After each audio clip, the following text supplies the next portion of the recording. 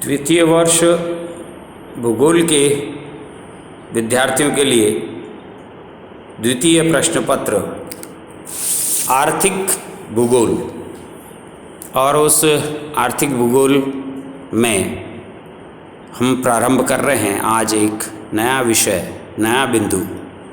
वह है मनुष्य के व्यवसाय या अर्थव्यवस्था के कार्यक्षेत्र या सेक्टर ऑफ इकोनॉमी, यानी जिन क्षेत्रों में आर्थिक गतिविधियां संपन्न होती है उन सब के बारे में विस्तार से विवरण। मनुष्य द्वारा संपादित क्रियाएं अपनी जीविकोपार्जन और आर्थिक लाभ के लिए संपन्न की जाती है। आर्थिक क्रियाएं वे सभी क्रियाएं जिनसे मनुष्य को कोई न कोई लाभ प्राप्त होता है या अर्थव्यवस्था में जिनका योग होता है, वे आर्थिक क्रियाएं कहलाती हैं। पृथ्वी तल पर संसाधन, जनसंख्या एवं तकनीक की उपलब्धि की विविधता के कारण क्षेत्रीय विविधताएं यानी एरियल डिफरेंसेस दिखाई देते हैं। इसके कारण पृथ्वी के विभिन्न प्रकार के आर्थिक भूदृश्य देखने को मिलते हैं। किसी क्षेत्र में उपलब्ध प्राकृतिक संसाधनों के आधार पर ही मानवीय आर्थिक क्रियाकलापों का निर्धारण होता है। कुछ हद तक उपलब्ध संसाधनों के उपयोग के लिए उपलब्ध जनसंख्या और उसकी तकनीकी का उपयोग होता है। विश्व में उत्पादन, उपभोग, वितरण संबंधी विविधताएं देखने को मिलती है। मानव की चयन क्षमता का भी इस पर प्रभाव होता है। किसी भूभाग में प्राथमिक क्रियाओं, कहीं पर द्वितीय, कहीं पर तृतीयक क्रियाओं की प्रधानता पाई जाती है। आर्थिक भूगोल में मानवीय आर्थिक क्रियाओं का अध्ययन महत्वपूर्ण है, क्योंकि मानव ही आर्थिक भूगोल का निर्धारण करता है। मानव द्वारा की जाने वाली उत्पादन संबंधी इन सभी क्रियाओं को इकोनॉमिक एक्टिविटीज़ के 5 वर्गों में विभक्त किया जाता है। इन्हें अर्थव्यवस्था के कार्यक्षेत्र भी कहते हैं, मानव के व्यवसाय भी कहते हैं।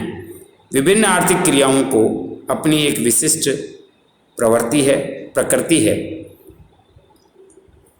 उसी में प्रारंभ में पहला है प्राइमरी एक्टिविटीज़, प्राथमिक क्रियाएं। वे समस्त मानवीय क्रियाएं जिनमें होने वाला उत्पादन प्रत्यक्ष रूप से भूमि से संबंधित होता है, वे सभी प्राथमिक व्यवसाय कहलाते हैं।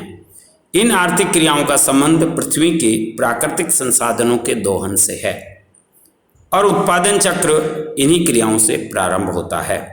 पृथ्वी पर मानव के अस्तित्व की 95% समयावधि में क्रियाकलाप ही जीवन निर्वाह के साधन रहे हैं।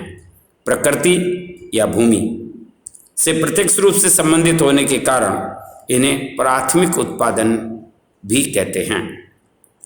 और इस प्राथमिक उत्पादन में लगे हुए लोग प्राथमिक व्यवसाय करने वाले कहलाते हैं।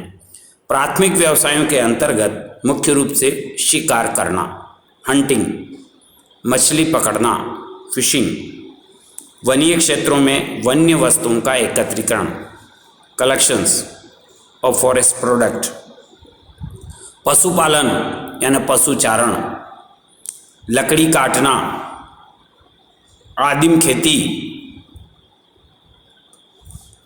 आदिम प्रकार की कृषि, खनन कार्य आदि आर्थिक क्रियाओं को सम्मिलित किया जाता है। वर्तमान में विकासशील देशों की श्रम शक्ति का बहुत बड़ा हिस्सा प्राथमिक क्रियाओं में लगा हुआ है। नेपाल, रवांडा और नाइजर की 20% श्रम शक्ति प्राथमिक क्रियाओं में संलग्न है, जबकि विकसित देशों में यह अनुपात विपरीत है। संयुक्त राज्य अमेरिका में 3%, कनाडा में 5% श्रम शक्ति प्राथमिक क्रियाओं में लगी हुई है। प्राथमिक क्रियाएं करने वाले लोगों को उनकी बाहरी प्रकृति यानी आउटडोर नेचर के कारण रेड कॉलर श्रमिक, रेड कॉलर वर्कर्स कहा जाता है। द्वितीयक क्रियाएं, द सेकेंडरी एक्टिविटीज, प्राथमिक उत्पादन से प्राप्त वस्तुओं की सहायता से या उनका उपयोग करके अन्य नवीन वस्तुओं के उत्पादन के लिए की जाने वाली आर्थिक क्रियाओं को द्वितीयक व्यवसाय या द्वितीयक उत्पादन कहते हैं। द्वितीयक क्रियाओं के में पदार्थों में परिवर्तन करके उन्हें अधिक उपयोगी, बहुमूल्य और मूल्यवान बनाते हैं, जैसे तांबा गलाना, इस्पात बनाना, कपास के वस्त्र का निर्माण करना। इस प्रकार की क्रियाएं इसमें सम्मिलित होती है। इसके अंतर्गत विभिन्न वस्तुओं में निर्माण में लगे हुए उद्योग, अन्य निर्माण कार्य जैसे गृह निर्माण, सड़क निर्माण आदि आर्थिक क्रियाओं को भी सम्मिलित किया जाता है।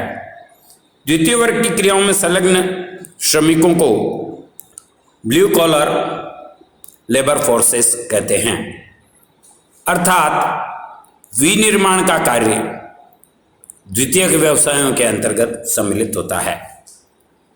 तृतीयक व्यवसाय, द टर्सरी ऑक्यूपेशन, वे आर्थिक क्रियाएं जो प्रत्यक्ष रूप से किसी वस्तु के उत्पादन में प्रयुक्त नहीं होती है, लेकिन विभिन्न वस्तुओं के उत्पादन में परोक्ष रूप से सहायता प्रदान करती है।